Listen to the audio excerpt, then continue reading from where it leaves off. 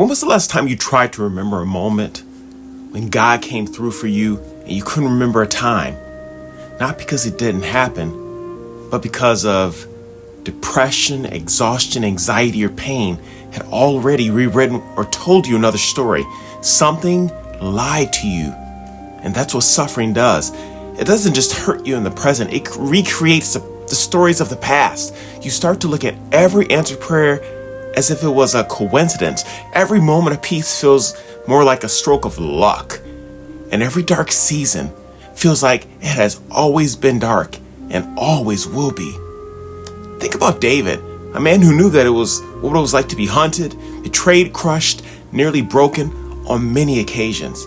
He writes of one of the most defiant songs of praise in all of Scripture, not because his life was easy, but because he had discovered something that depression, injustice, and fear cannot take from you. The throne of God is not empty, and God has never left or forgotten you. My name's Michael, and this is Music in the Key of Psalms, and today we are going deep in Psalm 9 because I believe this chapter has something to say about those who are tired, those who feel forgotten, people who've been treated unjustly, and people who are afraid of what's coming next. Before we get started, I want to tell you what kind of a psalm this is because it'll change how you receive it. Psalm 9 is a psalm of thanksgiving, and I believe a further explanation of what thanksgiving and Scripture is supposed to look like. It's been reduced to some polished, put together, everything is fine kind of an emotion. So we see this in culture. People are putting their best foot forward. They're taking the best screenshots and putting all the best things on YouTube and Instagram and these narratives of living their best life.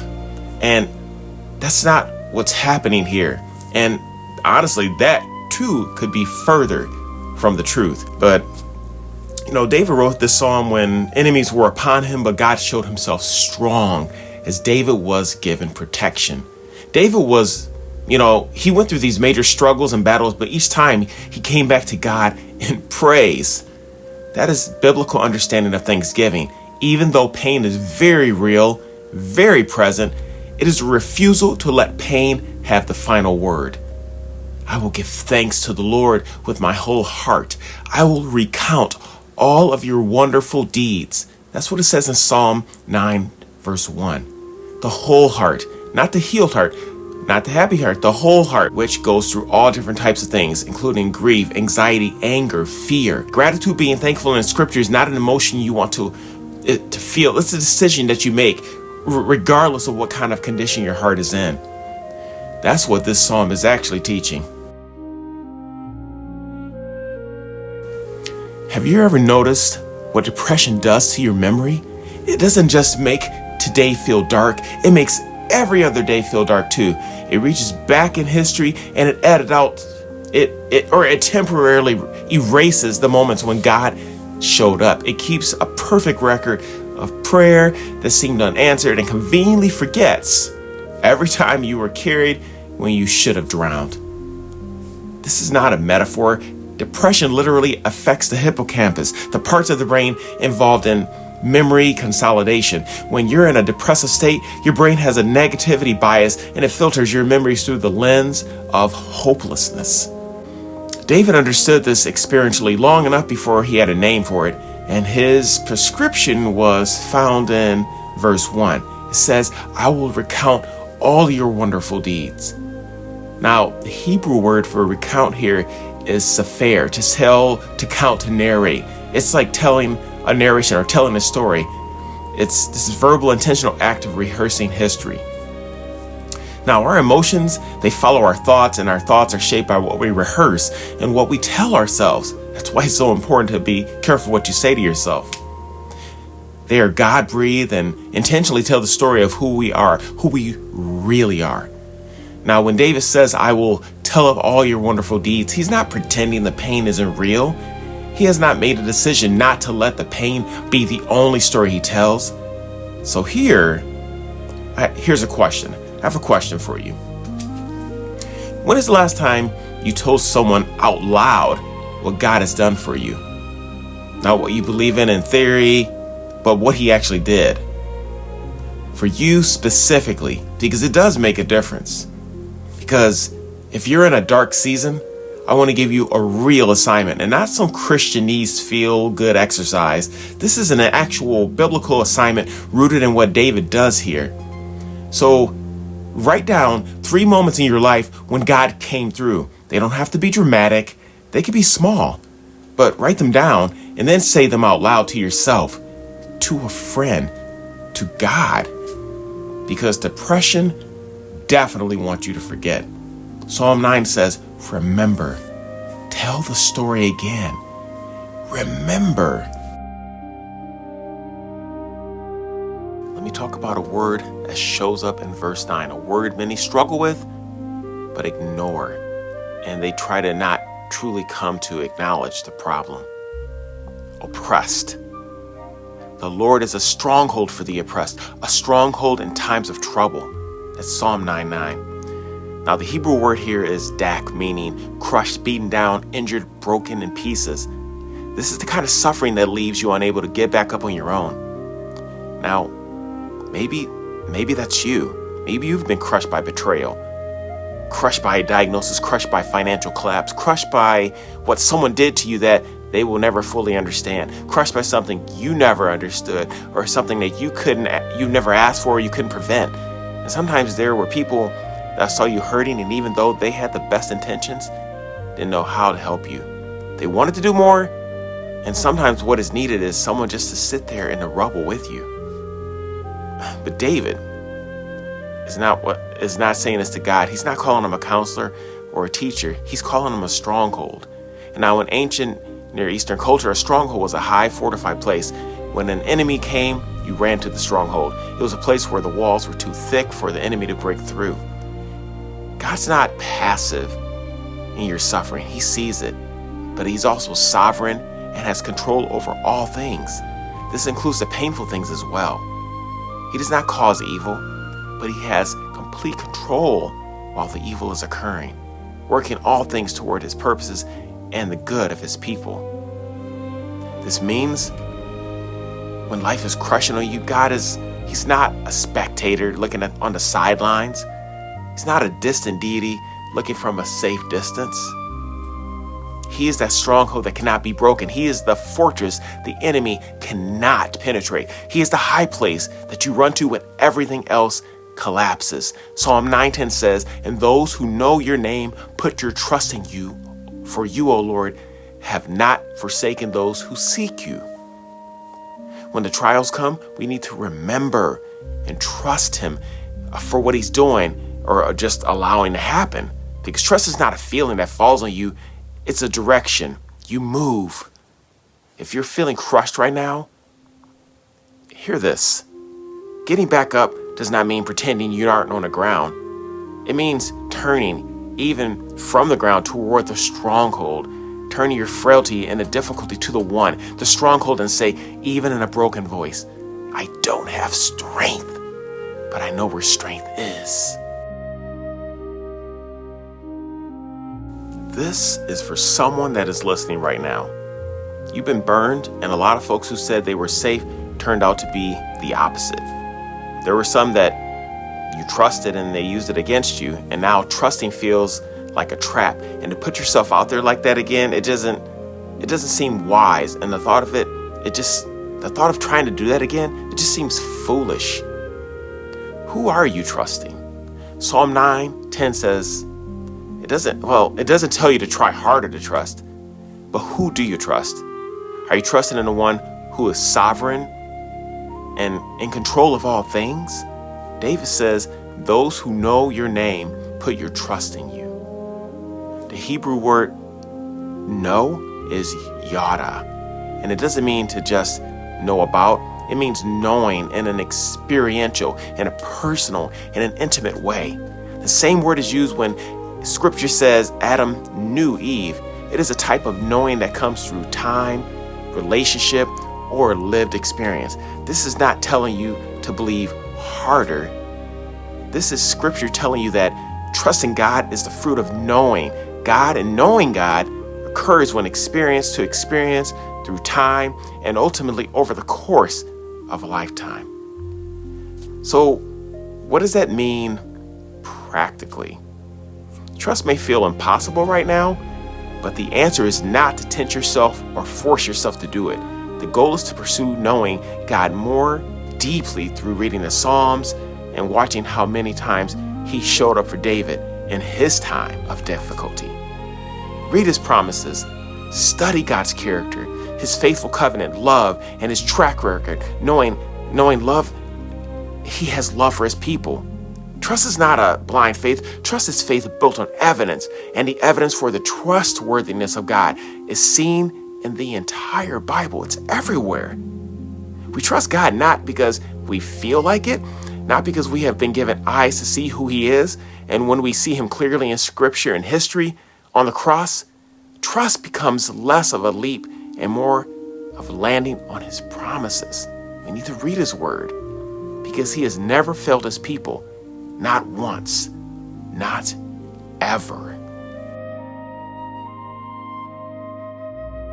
There's a question some of you are carrying that you're almost afraid to say out loud. It feels too dark, too faithless, too close to giving up. And this question is, what if God forgot about me? Now, I want you to know you're not the first person to ask that. And God's response to that question, it's always been the same. He does not forget the cry of the afflicted. Now that's Psalm 9:12. Now, for the needy shall not always be forgotten, and the hope of the poor shall not perish forever. That's Psalm 9, verse 18. The word afflicted in verse 12, it refers to those who are bowed down, humbled by circumstances, made low by suffering. This is the vocabulary of the people at the end of themselves. And God says, I have not forgotten their cry. Now let me be honest with you, because I take your pain, your hurt seriously.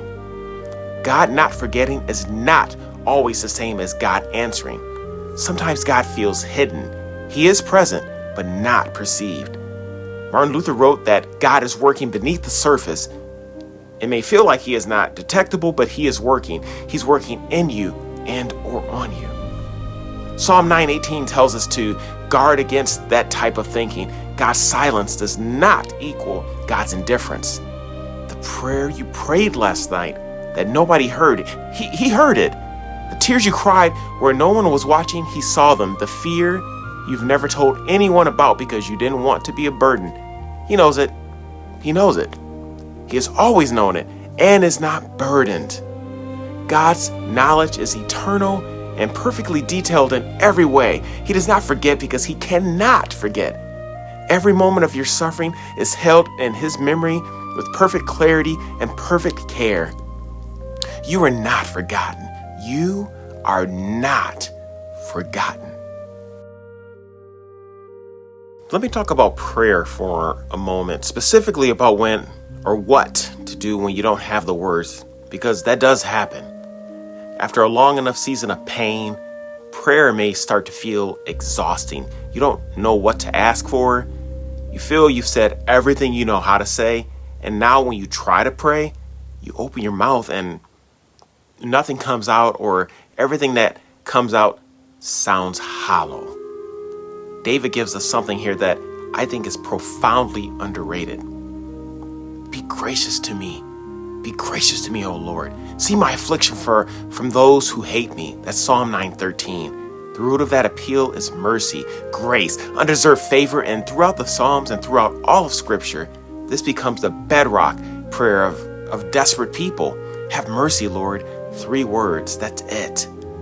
The blind man outside of Jericho in Matthew 20, have mercy on us, Lord.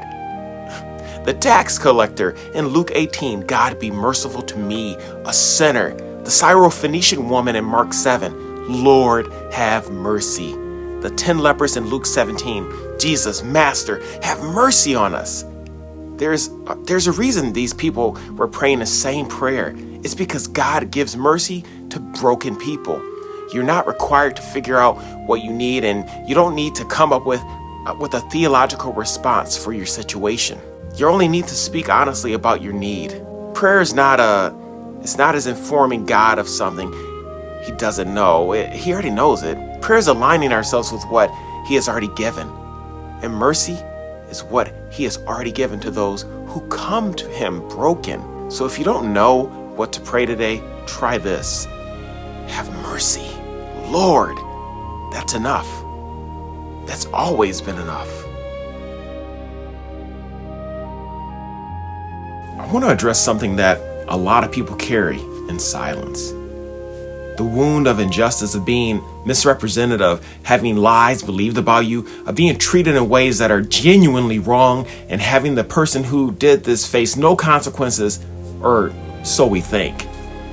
This experience is known by so many, and it frustrates and weighs on us because it attacks the thought that truth matters and that wrongs should be righted. Psalm 9 speaks directly into this.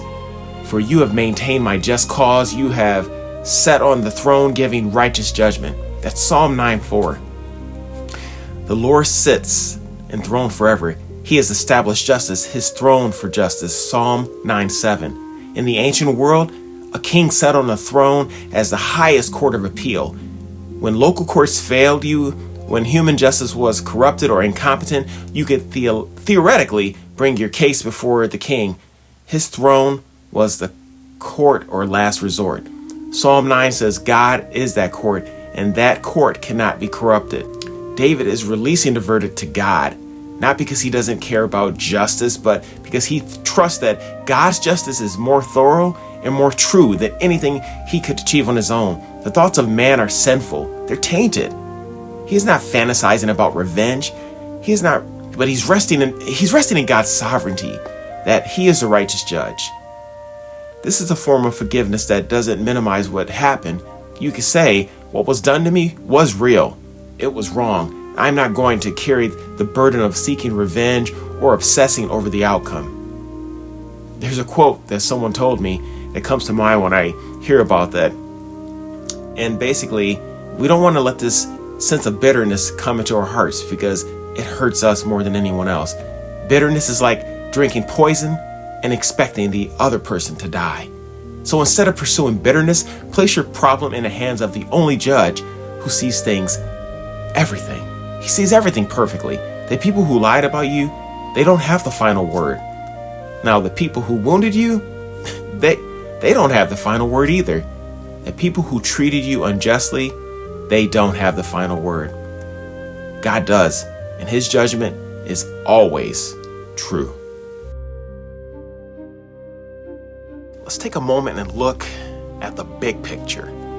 Because everything we've talked about today, memory, oppression, trust, forgetting, prayer, injustice, all of it's grounded in one reality that Psalm 9 keeps returning to. The Lord reigns forever. Psalm 9:7. This is not poetry for comfort. This is the statement about the actual structure of reality. We're talking about the absolute sovereignty of God. God's sovereignty is not some vague hope that things will work out, but sovereignty is God, the King of Kings, the King of the actual universe. He's actively controlling every part, every molecule of creation, every moment of history, every rise and fall, every nation and institution that has ever existed. Kings rise and fall, governments rise and fall, empires rise and fall, cultural movements, technology, it rises and falls. Economic systems rise and fall, but through it all, God remains on his throne. His governance, his power, his authority over all things, it doesn't slip. His purposes remain strong and do not fall apart. His plan does not have a contingency clause. So let me ask you a question. What does it mean when you turn on the news and see what the world looks like? You may be watching chaos, but you know the one who knows all things, and he knows how it ends. And it's not going to end in catastrophe and in destruction. The King of Kings is going to reign. He's going to reign over renewed creation. He's going to wipe away every tear. Every injustice will be resolved, and every broken person is made whole. God is not in history just doing whatever. It's not random, and nothing's going to be left to chance. The King is reigning. God is still in control at this exact moment, and he has never lost control for a single second. If something in the psalm really landed for you, if it really hit you, I want to hear about it. Drop a comment below and tell me which part of the Psalm 9 hit you the hardest. Was it the memory piece, the stronghold, the forgotten prayer, the justice you've been waiting for? Or if you just need to say, I'm one of the crushed ones right now, drop a 1, an emoji, a comment. You don't have to explain. I'll know what it means, because God does not forget the cry of the afflicted. If this helped you, share it with someone in your life carrying a similar pain. The King is reigning. I'll see you in the next one.